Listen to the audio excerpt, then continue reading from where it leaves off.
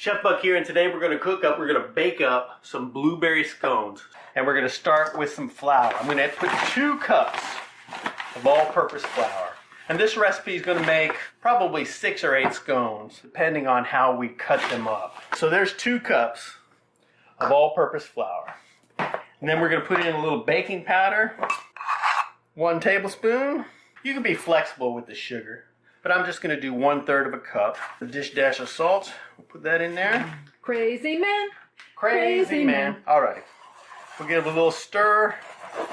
Mix up these dry ingredients. I'm not going to use butter. I'm going to use safflower oil. If you don't want to use safflower oil, you can use coconut oil.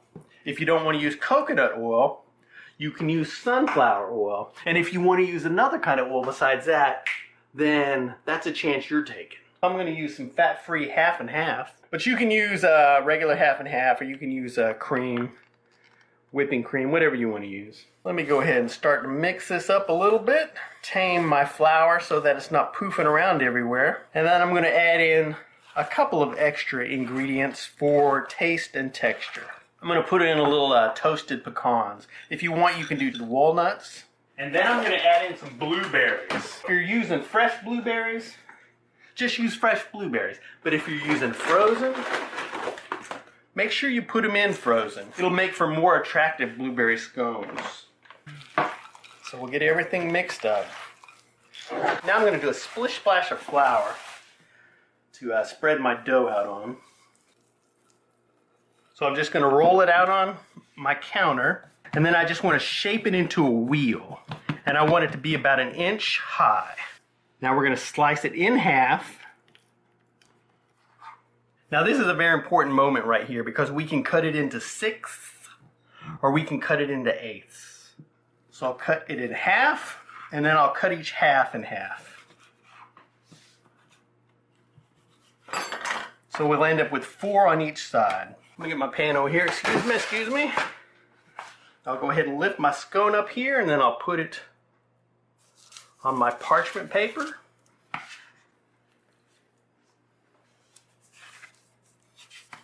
I want to take a little bit of my milk and I just want to lightly brush the top of my scones with a little bit of milk. Now, if you are an advanced baking person, then you might have a brush that you can do this with. But if you're an old school prehistoric caveman baker who's at your mother-in-law's house and you don't have a brush. We do have a brush. Do we? Where's it at? That's all right. This it's is too more late fun now. To watch. I'm doing the classic 2-fingered move here. So now we'll slide it in the oven. And now we will wait 15 to 20 minutes and then see what they look like. It has been 20 minutes. So we'll go ahead and throw them on a little racky rack here. So the bottoms don't cook anymore. And they don't get wetty wet. Let me break one of these open while it's hot out of the oven so you can see inside there. Look at all that steamy, dreamy goodness. They're so good hot out of the oven. If you hadn't taken such a big bite, you wouldn't have had That wasn't a big bite, man. You better feed your camera girl. Well, here, come over here and you do a test while it's warm. Is it too hot? It's not too hot. It's nice and warm. We should play one of these up and get it to your mother while they're still warm. Good idea. Say bye-bye. Bye-bye. But there you have it. I'll have a link down below to myfoodchannel.com. You can go over there and check out the complete recipe. But that's it. We'll see you in the future. Bye-bye.